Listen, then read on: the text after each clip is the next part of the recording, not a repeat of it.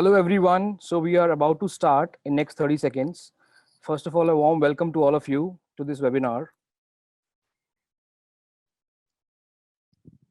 Unprecedented times bring many challenges but opportunities as well. We at PMSAF World are making all sorts of endeavors for our investors to make informed investment decisions. We are investments focused, analytics backed and content driven new age wealth management firm. Today we have amongst us Ms. Radhika Gupta. She is the CEO of Edelweiss Asset Management. Radhika is a global citizen having grown across 4 continents. She is a keen storyteller. She has graduated from Management and Technology program from University of Pennsylvania with joint degrees from economics from Wharton School and computer science engineering from the Murray School. She was recently honored by Business Today magazine amongst the top 30 powerful women in India business. Topic for today's webinar is Say No to the Fear, India Will Again Cheer. Before we start, I would like to spend one last minute expressing the current state of minds and hearts, and then I will hand it over to you, Radhika. So here it goes. जब जब दर्द का बादल छाया, जब गम का साया लहराया, जब आंसू पलकों तक आया, जब ये तन्हा दिल घबराया, हमने दिल को ये समझाया, दिल आखिर तू क्यों रोता है, दुनिया में यूं ही होता है. ये जो गहरे सन्नाटे हैं वक्त ने सबको ही बांटे हैं, थोड़ा गम है सबका किस्सा, थोड़ी धूप है सबका हिस्सा, आंख तेरी बेकार ही नम है, हर पल एक नया मौसम है, क्यों तू ऐसे पल खोता है, दिल आखिर तू क्यों रोता है. With these words, I would like to hand it over to you, Radhika. Thank you so much, Kamal. What an act to follow. I think I like poetry, so you've ended your session with poetry, and I have to start mine on markets, which don't look so poetic. But thank you, everyone who's taken the effort to log in. I'm always impressed by people who take the effort to log into webinars, especially since you're at home and we're on a Monday evening, actually. I would not say Friday evening. So what I thought I would do, and there is so much that one can talk about, yet there is so little that one knows, is I probably will spend about 15 minutes sharing my thoughts on the world we are in today. And I think there's a lot of commentary on that. And I think the next 15 minutes sharing my thought on, as investors and advisors, what are some of the few things that we can, do to be better investors. And there is, of course, a Zoom, many of you will know from Zoom webinars, there is a chat box on the corner. So I'd love to take questions for the balance half an hour. I'd encourage you to put your questions in the chat box and then we can come to the questions. So I want to start with a little perspective of what has happened in the world today. And for me, guys, my first financial crisis was really 2008. I was a young analyst on Wall Street and went through 2008. And I truly believe in my first learning from this crisis is that, while history doesn't repeat, it does rhyme. The world has many kind of crises, but each crisis is genuinely different. I think if you look at the world today, and I don't want to spend too much time on charts and graphs, but when you look at what happened in March and sort of the demolition that equity markets saw, panic levels, and yes, you can measure panic levels beyond the amount that Arnab Goswami is screaming on a show. Panic levels today are really at all-time highs. I mean, if you look at the panic measured at a global level, COVID-19 panic is now at 2008 levels of panic. And that's something that all of us are witnessing. The thing is, and Kamal alluded to this in his poetry, I was just looking through a history of the world. I've always loved world history. And while as investors and advisors, we sort of feel like we've gone through a lot in the last month. And we often ask, yeah, how long will this take to come back? The most common question I have is, Madam, when will the economy recover? And it's a polite way of asking when the market will recover. If you look at the history of global markets, such crashes and far deeper crashes are the way of the world. So the 1929 crash actually saw an 86% cut in markets. And it was a crash that lasted 32 odd months, almost 3 years. I mean, and the world, if you look at the chart on the left, if you look at the tech crash of the 70s, markets were down 36%. If you look at the whole drama that happened in the 70s around OPEC, markets were down 50%. So this happens frequently. The good news, however, and by the way, when it happens, it takes significantly long to recover also. The good news is that on the right, every crash globally has also been followed by an equally sharp bull run. And that's what you see on the right. It is almost impossible to predict, I've learned in my career, the length of the crash and the economic impact, as well as how markets will move ahead of the economy. What you do know is that every crash is definitely followed by some rally. In fact, I was looking at some interesting statistics of the US market, and we feel like we're in all kinds of doom and gloom. So let me just share with you some information. The US, and this is the US only, has lost 1.5 million people to world wars in the last century. Interestingly, and don't let this scare you, 99% of companies that are created in the world, 99% of companies that are created in the world actually go out of business. The reason is because many of them are private companies and they don't even make it to listing. The US has seen 3 recessions that have lasted 50 years. It has also lost 4 presidents to murder and more than 600,000 people to disease. 2 more very interesting ones. Stocks have lost 30% of their value 12 times.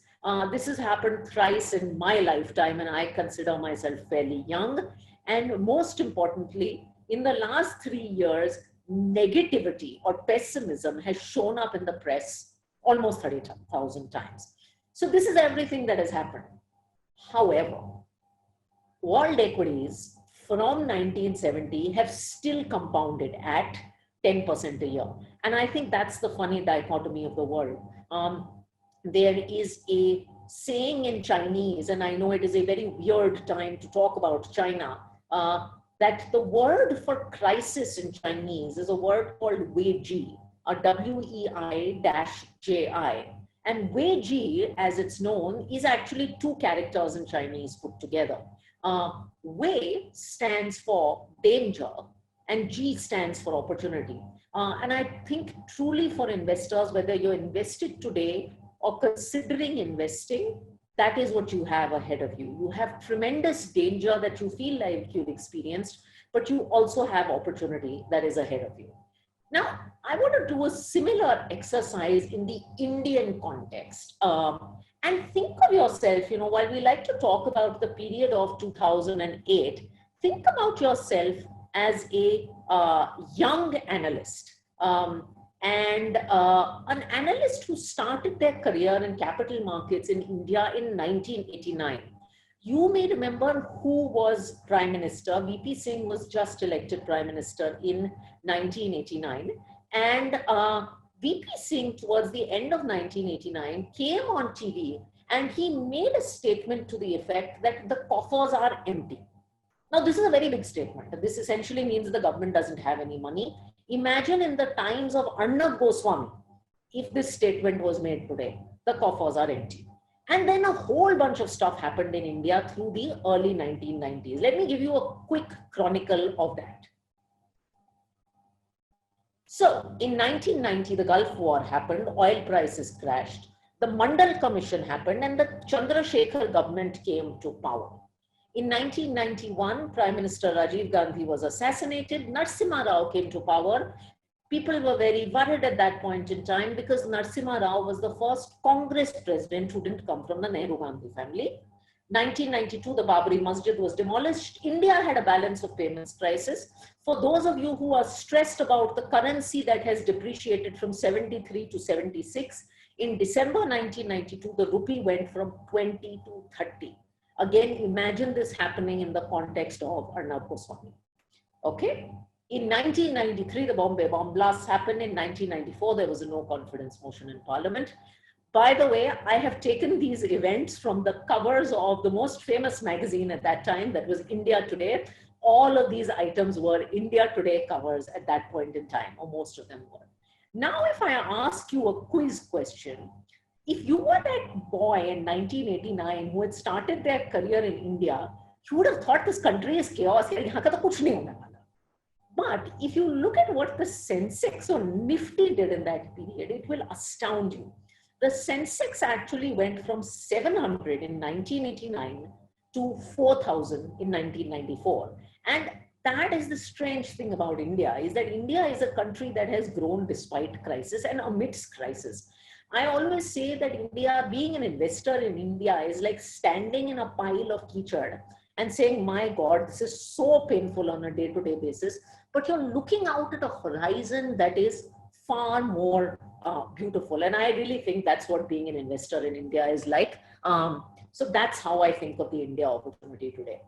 I think from an investor point of view, as I said, if you come to the G part of WAGE, while you've talked about the danger today, valuations for once, and India is not a country where valuations have been attractive at many points in time. Valuations in the market have now corrected from the mid-20s to, depending on when you looked at it, and markets have rallied in the last few days, but definitely something in the 12 to 14 range on a forward basis. Walk with me through this chart quickly, but essentially it shows you what lower valuations mean to you as an investor. In the first chart and the chart on the left, what you see is the average 1-year return of investing in different PE ratio bands. Now, if you had invested in 20 to 22 forward earnings, which was peak 2007, chances are you would have lost serious amounts of money over the next year. Of course, markets were expensive. If you had invested in 10 to 12 PE, which is the other end of the chart, the cheapest end, chances are you would have made a lot of money. Chances are standing today, you have a good probability of making money. The right shows you the 3-year return. And as I said, that to me is the opportunity in WAGE. I also wanted to share this because we accumulated this and I thought this was really interesting. We looked at the world's history of market crisis and how the world bounced back. This is the Indian investor story of investing in a crisis. So these are various crises, and some of them I've talked about, right from 1986 at the very bottom till the 2008 financial crisis. And in the blue line, what you see is the market fall that happened at that point in time. So market falls in the dot-com bubble, market falls in the 94 stumble. You see a lot of those incidences from 1990, 92, 94. Now the pink line is interesting. The pink line is the next 3-year returns ahead of you. And that is what this is really. This is WAVE in blue and G in pink. That's the story ahead of you. Now, this is India, I think, from a very, very short-term perspective. I also wanted to take a minute to talk about India from a slightly long-term perspective, because as I believe, you're standing in mud today, but when you look out into the horizon, I do believe the horizon is a lot more exciting. Everyone knows, and proponents of history know, that in 1947, Pandit Nehru gave the famous Tryst with Destiny speech. And he talked about the fact that India at that point was making a political and geographical tryst with destiny. A few years ago, and I think this was well before this whole 5 trillion movement had started, we at Edelweiss released a report that in 2025, or whether it will be 26, I don't know, India will make some kind of economic tryst with destiny. From 0 to 1 billion, and then from 1 to 2, in the last 7 to 8 years, we've actually added what India has added in 70 years, and we will continue to add, as we move from 2 to 5 billion. People ask me if 5 billion is a possibility. I say it's a possibility, and it is a possibility that may happen 2-3 years later. It may be 2025, it may be 2026, but quite frankly, that doesn't matter. These are some interesting statistics from India from 1947 to present. GDP moves from 2.7 lakh crores to more than 120 lakh crores. Forex reserves from virtually nothing to 400 billion. Electricity in 1,500 villages to almost 6 lakh villages. And from a non-existent road network and literacy rate to significant progress. And in my view, I think there are 4 broad areas where you should look towards India for growth. One is, of course, the household leverage cycle and the fact that India as an economy today is probably where the US was in the 1980s. By 2025, we will attract and add the combined workforce of UK and Germany combined. The second, of course, and this we've seen since demonetization, is the whole theme around financialization of assets. And I think that has already started moving from an economy that focused on gold and real estate towards financial sector assets. And while everyone is questioning banking now, I do believe the story. I mean, you live in a country where barely 2 AMCs are listed, half a dozen insurance players have yet to list, your largest stock exchange is not listed. So the BFSI opportunity, in my view, still continues. The third is, and again, while this is a story that has been questioned, I do believe consumption will surge by 2025, whether it is e-commerce, whether it is luxury, whether it is this whole eat, live better, feel better paradigm. I do believe consumption will be a third plank. And the fourth plank will be infrastructure. Those of us who live in Mumbai and Delhi know that our average road speeds are 6 to 8 kilometers per hour. Bangalore is probably 2 kilometers per hour. And a significant amount of investment will happen from an infrastructure point of view. Now, Kamal asked me, and this was India, a very pertinent question when we were going to do this webinar. And what he asked me is, okay, how do you maintain, this is all good, how do you as an investor maintain sanity at this point in time? And I wanted to spend the next 10, 12 minutes just talking about 5 things that I do to maintain sanity at this point in time, and that all investors can do through cycles to maintain sanity.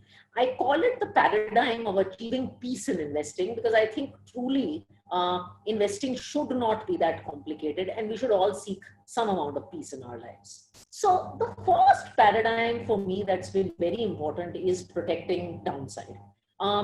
In 2008, when I was an analyst, I started my investment career and I earned in 2006 and 2007. Some of you may have heard this story. In 2008, I saw the market crash. My investments were 100% equities. So my portfolio went from 100 to 50.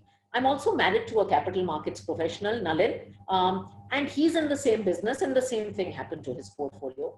Like is happening now. Bonuses were bad, AUMs were down, returns were bad, and we felt the whole world had collapsed.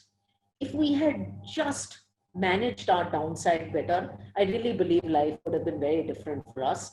And that's why I think markets go through all kinds of cycle and all kinds of hell. But this is very basic math. When you have 100 rupees and you lose 20, when you go from 100 to 80, it takes you 25% to break even. But when you go from 100 to 50, like I did, it takes you 100% to break even. The difference between 20 and 50 is the difference of staying in the game. So I always believe the first thing that we should do in markets is reduce our losses to the extent that we can. Try to protect downside in your portfolio. And while this is a damn cliched answer, I really believe it's the only answer. It is asset allocation, asset allocation, asset allocation. I learned that in 2008. One of the things I do in my personal investments, I think Mint had profiled this recently, is 70% of my money actually goes into an asset allocation fund. It's a fund that alternates between debt and equity. And I feel super comfortable now. So when the market was down 30%, my asset allocation fund was down 12, 13%. And it just put me in a situation where I was a lot more comfortable with my investments.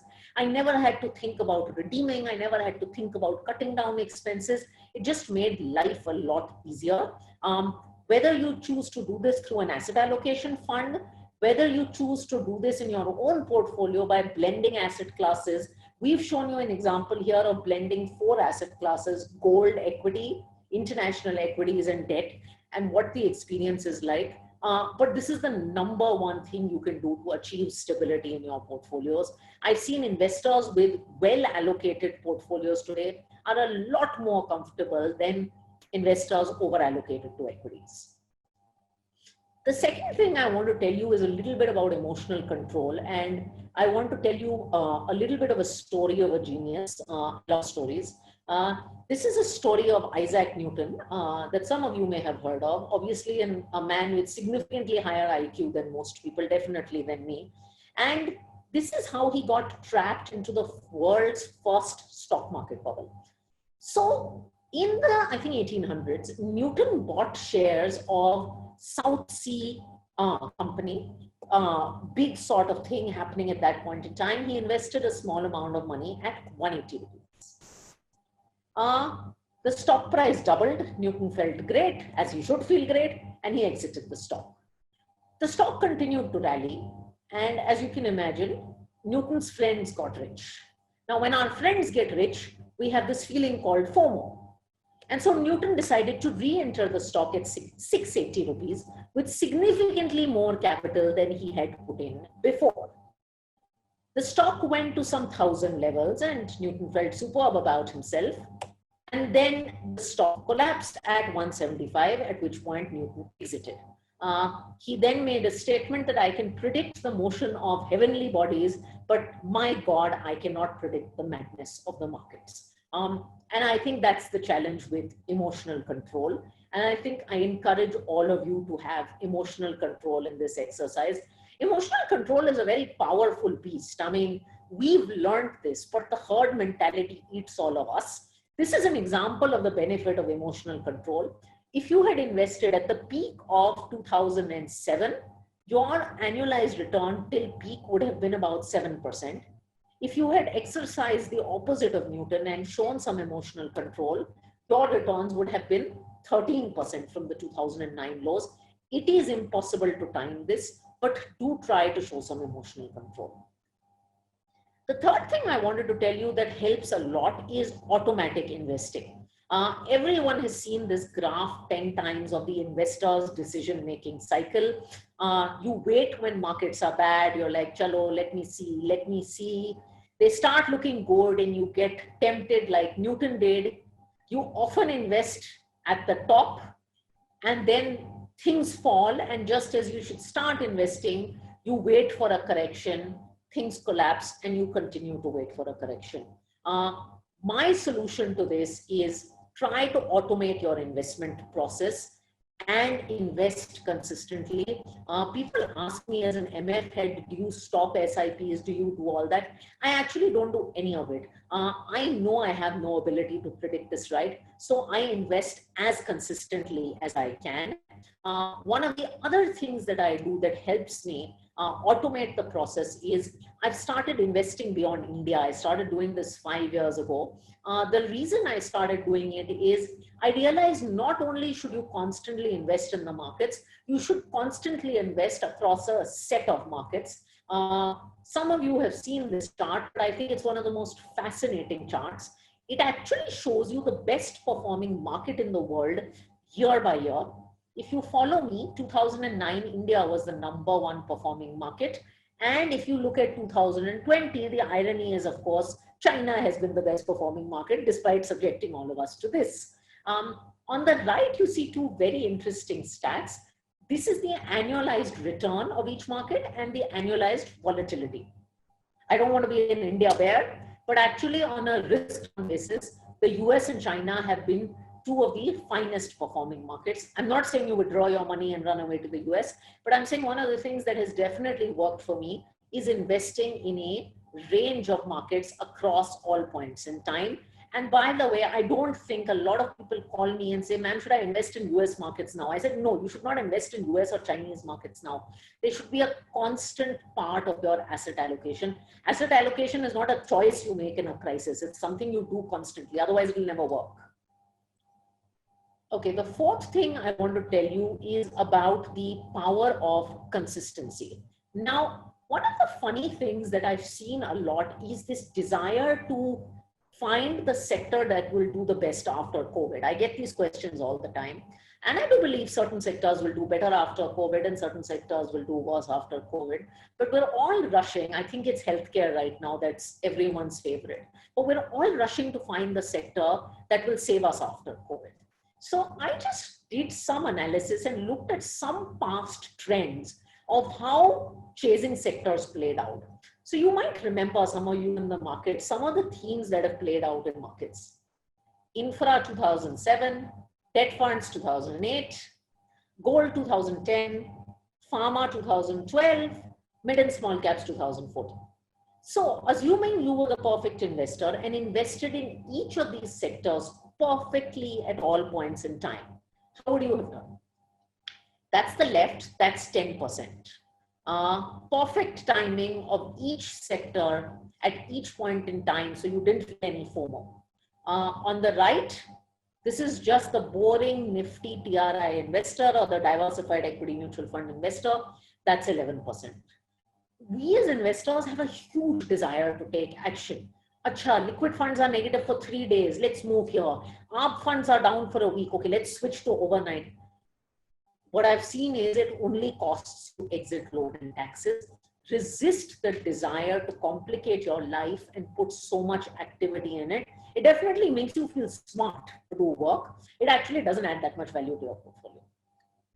And the final tip I wanted to share with you is that there is some role, I believe, that expert advice plays in markets like this. It generally plays a role, but especially in markets like this. There's a great story from history. Obviously, one of India's greatest empires has been the Maurya Empire. But perhaps more famous than the role Chandragupta Maurya played was the role that Chanakya played. In fact, Chanakya Niti is possibly the widest read book by any aspiring politician, including, of course, now Amit Shah, who said that this is the one book he reads. The Diplomatic Enclave in Delhi is named after Chanakya. And I really think that every investor in a time like this can use the role of an advisor. There are tremendous advisors out there. And I would encourage you to be honest and have a good conversation with an advisor and use this time to plan for the future with your advisor. There are lots of things that you can use an advisor for, and I don't believe selecting a fund is actually what an advisor does. I think working towards your goals, dividing your investments into buckets, making sure that you're planning accordingly, honestly understanding your risk appetite, because by the way, you only learn your risk appetite in a crisis. Nobody knows their risk appetite in a good market. All of that can be done with an advisor. So I encourage you to do that also. I want to summarize these 5 points.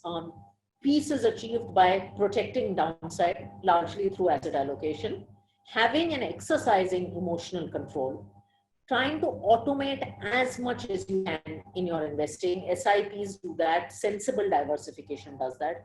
Changing consistency and not top returns, and not trying to do too much in your portfolio. And obviously using the advice of an expert. Don't Google the answers to investment questions. 3 days ago, I had a very sad incident where an investor wrote to me on Twitter saying that he was worried about liquid funds and he thought they were going to blow up, which is obviously not true. And he decided to move all his money to gilt funds, thinking it would be safe. Now it is safe. The gilt funds don't carry credit risk, but they carry significant amounts of duration risk. And that was very short-term money. If you follow the thread on social, the guy got this answer from Google, and he didn't realize that if he was scared of liquid funds, he could have moved to overnight funds and achieved a much better outcome for himself. So investments is serious business. Please ask for help. Please have conversations. Please use the benefit of expert advice. A lot of us are sitting at home and I think have lots of time to give that advice to. So please do that. I want to leave you, since Kamal started this session with a quote about hope, I also want to end it with a poem about hope. It's my favorite share from Faiz. And he wrote this, I think, during the partition. He said, Dil na umeed to nahi, naakaam hi to hai. Dil na umeed to nahi, naakaam hi to hai. Lambi hai gam ki shaam, magar shaam hi to hai. And that is what I want to leave you with, that it is a sham, it is a correction, and it will tide over. So now I think I'm going to stop sharing the screen and we can open this for questions. Kamal, do you want to moderate the questions? I think first of all, I would like to thank you, Radhika. What a brilliant delivery. You have answered most of the questions. I have been, reading some of the questions here, and I had some of the questions with me before this, but your entire session has already covered most of the questions. But there are few questions which I think have should be maybe answered again or can be covered. So one of the Sure. questions is that what are the ways investors can gain from current situation if investors are actually prepared to follow the 5 points that you have mentioned? Okay. So I think the good thing is there is a lot for investors to gain today, and it's not just equity investors. I think for equity investors, if you are genuinely long-term equity investors, uh, because valuations have corrected, there is an opportunity for you. A lot of people also, and I didn't cover this, ask me how to think about equity investing today. Um, my honest answer is, look, I don't know how deep the correction will be. Uh, are you better off investing today than you were last year? Of course you are. If you had to ask me how I would do it, I would probably stagger my investments through short-term STPs, 3-odd-month kind of STPs. I don't think it is good to try and catch falling knives in markets and be heroes. So much as I run an equity mutual fund, I do believe that it's a great time to do equities. Perhaps think about staggering your investments. The risk reward in a segment like mid and small cap, for instance, has been very, very attractive in investors' favor. So do think about that as an opportunity. Mid and small cap, when you look at the segment, is now at a point where the underperformance relative to large cap is at historical lows. And it will revert at some point. So while it can't be a large part of your asset allocation, do look at that. Also, on fixed income investors, look, every investor is not an equity investor. On fixed income investors, there are terrific opportunities in fixed income which you can do without taking significant credit risk. Today, investing in the highest rated public sector bonds is 1% more lucrative than investing in GSEC. And these are 10-year investments. You can do them for 10 years. So you can probably lock in 7.5, 7.6% pre-tax with indexation for 10 years. If you do believe interest rates are going to fall after 3 years, you can exit them and get some benefit of coupon gains plus some mark to market. So there are opportunities for equity investors. There are opportunities for fixed income investors, as I said, and these opportunities happen because market dislocations are there. So if you're willing to be a slightly thoughtful and long-term investor, both in equities and fixed income, you have opportunities, which is very rare.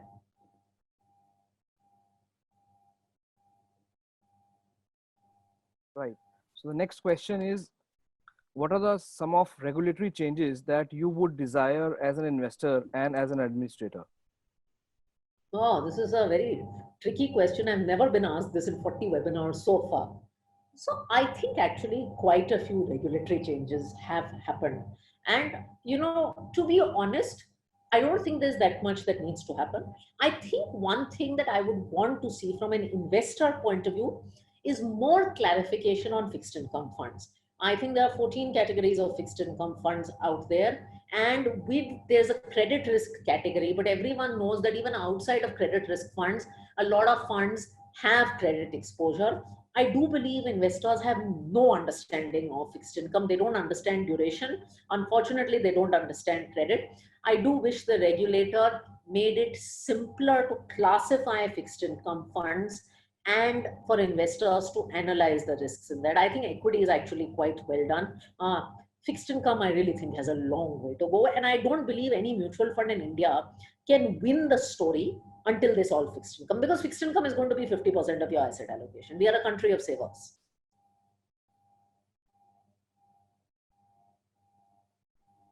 So as a young finance professional early in the career in the crisis hit so hard, so what will be your piece of advice to such person? Super question. So firstly, I want to tell you, if you are a finance professional and you are young, get used to this. This is a volatile industry. I think it's the greatest industry on earth, but it's also a super volatile industry. It's the greatest industry on earth because my boss at AQR, Cliff Asness, told me, I asked him why he's still doing this job. I mean, he owns yachts. And he said, this is a job where you're learning something new every day, because as long as you've lost money, even on a single day, which everybody does, you have something to learn. And I think that's finance for you. But it is also tremendously volatile. People think finance professionals are not human. If you ask me, my most disturbing memory of 2008 it was not the AUMs being down. It was not the loss of personal capital. It was not the lack of bonuses. It was seeing people who were my friends who had attended my wedding sitting next to me losing their jobs. And I think that's what this industry subjects you to. I hope you don't have to go through it. But there is a tremendous human cost to this industry. You get paid better than most people. I'm very grateful for that. But it is a rough industry. If you have experienced this early in your career as a young professional, be thankful to God, because you will go through this again and again. And while history doesn't repeat, it genuinely rhymes. I am much more comfortable to prepare to deal with what's going on now because I went through 2008. So just bless yourself and soak it all in. Sure. So the subsequent question comes with regards to the first point that you have covered, which was protecting your downside. So I think this gentleman is wanting expert advice for you to explain that point. So he's saying, considering the technical levels of markets as of today, and after hearing your recommendation on protecting downside, does that mean should I exit my 50% positions because I feel markets can fall further? And if we see 30% fall from current levels, then we'll have to wait to gain to see the gains of 43% for market to rally for me to recover. So what is your expert piece of advice to such a situation? Okay, so I am not a technical analyst, and my one learning in my 15-year career is that I can't predict markets. So I think very few people can, whether on a technical or fundamental basis. The only point I was trying to make is that you should, as an investor, take the amount of risk that works for you. And risk is one of those words that is used in guidebooks very technically. But my definition of risk is the amount of loss you're willing to tolerate that keeps you invested in the markets. That's all. There's no technical definition of risk. That is my definition of risk. कि आप कितना खो सकते हो कि आप भागोगे नहीं, because ultimately markets are such that in the long run you do make money. Now you have to survive that long run, because otherwise in the long run we are all dead, but you have to be around to survive that long run. And I think that's the point I was making. For some people, taking 50% risk is something that they can survive. For the rest of us, we need to minimize downside. Most of us minimize downside by not investing 100% in equities. Right. Specific financial advice to senior citizen who is retired and who requires a regular stream of income. Quick points of advice would be, obviously a portfolio should be significantly more fixed income heavy. As I said, there are tremendous opportunities in fixed income today. Depending on the age of the senior citizen, I mean, equity could be 20%, could be 30%, but presumably it should not be very large. Use the SWP option of mutual funds with a debt fund very, very effectively. So if your debt fund is giving you 6-7% after tax, maybe you can look at 4-5% as regular income. Using the SWP route, it actually becomes very, very tax efficient. So if your portfolio is returning X, maybe 80% of that can be taken out as SWP using the monthly sort of SWP option. So that's broadly, I think, what a senior citizen should do. For a senior citizen, I do think that keeping some of the fixed income options in mind, as I said, would make a lot of sense. So what is your piece of advice to an NRI investor, given the experience of last 10 years where NRIs who have invested at dollar when it was around 40 to 50 and now it's up to 76. So they have lost money both ways in currency as well as now markets are down. So in current context, what is the piece of advice to NRI investors? Look, I think, and I have been an NRI investor at some point in time. I think one, you have to realize, and this is very painful advice for an NRI, that Indian currency will depreciate, and it will depreciate at that rate of 3%. I mean, that's just the interest rate differential.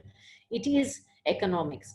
In the long term, however, as an NRI investor, Indian markets are probably, now the US market has had its best period in the last 10 years. But in general, if you look at Indian markets, so if you're getting 7.5% in fixed income, net of currency depreciation in India, you are still getting 3-4%. The rest of the world is at zero interest rates. So you are compensated in this country for currency depreciation as an NRI by higher interest rates. Please allocate your money into both buckets, money that is currency sensitive and money that is parked in India, maybe for use in India, and then the currency depreciation won't hit you so badly. If you know you never have any use in India, then you should not be parking money in India. So we are just taking last 3 questions. Okay. And the third last question is, dividends are now taxed at income slab. Dividend options of fixed income funds or something else for regular income. So people who are seeking regular income, what should they do? SWP is the best answer unless if you are in the full tax slab. So it depends on the asset class. Okay, so for instance, popular ones, balanced funds, dividends, which I used to not like. Those I think you should move to SWP kind of plans or growth plans. SWPs can be very tax efficient. Arbitrage funds, if you were choosing to do via dividend, you should move to capital gains. That will be far more effective because capital gains rate on short term is 15%. I think that those are the two broad ones. Fixed income funds, if dividends are fully taxable, then SWP is the answer. Or Sure. growth options, you don't need the capital. Where and how should a young professional at the age of 30 years invest if one is earning around 10 lakhs of income and has a 5-year horizon? Okay, it depends on the circumstances. I don't believe every young professional is 100% equities. I learned that very early in my life because if you're a financial professional married to a financial professional in high risk industries, equity is not the right answer. Broadly, of course, as a young professional, if you have a long time horizon, your portfolio should be biased towards equities, of which some amount should definitely be mid and small cap because you have time. However, I still think a young professional should have fixed income. I also think a young professional should not dive into equities first round in, because if you do that and you feel a correction, that will pinch you a lot and you will not stay invested in markets. So a young professional can also start his journey, in my view, with some of the hybrid or balanced advantage or that kind of fund. I think that's a great category for anyone who's looking to start their equity journey. I mean, I still use the category now, but that's a great one because you experience about half the movement and volatility of equities, and that gives you a good start, and then you can scale up. Right. With regards to the question that I asked, for an NRI investor, so there is a subsequent question asked by the same gentleman. He's saying that how does an FII investor protect, the currency movement when they invest in India? The same thing as an FII. Don't worry about the FII. He's coming to India because in 70% of the world, interest rates are zero. So he's very excited about earning 3% in Indian fixed income. I run Bharat Bond, so I know this. So an FII investor actually knows that in India, from an equity upside point of view, he's getting more net of currency depreciation. Some FIIs investors do currency hedging. But for an average individual investor, it is very difficult to do currency hedging. A lot of FIIs now do a systematic 5-year currency hedge if they're investing in India, but they factor in their maths here when they come to India. This is the last question, Radhika. How do we select a good financial advisor? Lovely question. And maybe Kamal, you can also give some insights on that. I think there are a few things. One is it's about chemistry and finding someone you can trust. I think, and that is very individual. Someone that you are comfortable with, because don't find a financial advisor who you're going to hide information from and second guess, etc. Then that relationship is not going to work. So that marriage is going to fail. So find someone you can trust. Client references are a great way to look at financial advisors. Look at the way the financial advisor is talking to you in the first few conversations. If it looks like someone is very salesy, then you have problems. If it looks like someone is taking personal interest in you, is going to customize things for you, then you know that you're moving in if the person is asking you a lot of questions rather than trying to sell you something, I think that's a very good sign for a financial advisor. And ask the financial advisor tough questions, and good financial advisors will be more than happy to answer them. Do see the skill set and knowledge. Good financial advisors are always up for skilling themselves and upping their knowledge. That's another thing that you can look for. As I said, references is obviously a unfailable one. Right. Thank you so much. And I think you have covered most of it, but I would just like to add another aspect. A friend in need is a friend indeed. So we all of us know this. A financial advisor, who stands by his client, especially during tough times, is definitely a financial advisor, who deserves a long-term relationship. And thank you so much. Thank you so much, Radhika, for such a wonderful session. Thank you. All the very best to you. Thanks, Kamal. Thanks, guys. Okay. Thank you so much. Thank you, everyone, for joining.